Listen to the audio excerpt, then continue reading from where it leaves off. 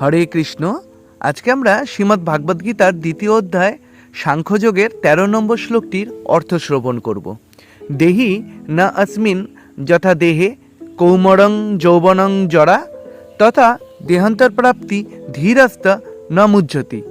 অর্থাৎ দেহি যেভাবে কৌমর অর্থাৎ শৈশব, যৌবন এবং জরার মাধ্যমে দেহের রূপ পরিবর্তন করে চলে, মৃত্যুকালে ওই দেহি এক দেহ থেকে অন্য কোনো দেহে দেহান্তরিত হয়। স্থিতিপ্রজ্ঞ পণ্ডিতেরা কখনো এই পরিবর্তনে মুহ্যমান হন না।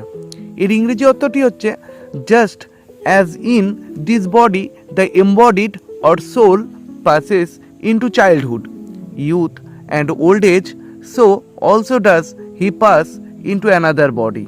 The firm man does not grieve thereat. এখানে ভগবান বলতে চেয়েছেন, অর্জুন যুদ্ধক্ষেত্রে অবস্থিত হয়ে নিজ প্রিয়জনদের দেখে তাদের সাথে যুদ্ধ করতে অনিচ্ছা প্রকাশ করেন।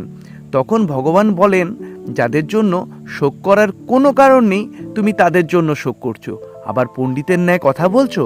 কিন্তু যারা প্রকৃত তত্ত্বজ্ঞানী তারা কি জীবিত কি মৃত কারও জন্য শোক করেন না। আমার ও তোমার এবং এই যুদ্ধক্ষেত্রে অবস্থিত সবার বহু জন্ম পূর্বে হয়েছে। আমি সে সকল জানি, কিন্তু তুমি তা জানো না। ভবিষ্যতেও আমাদের বহু জন্ম হবে।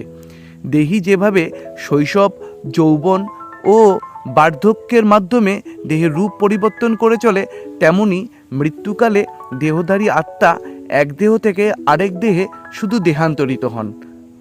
স্থিতিপ্রজ্ঞ ব্যক্তিরা কখনো এই পরিবর্তনে মুহ্যমান হন না।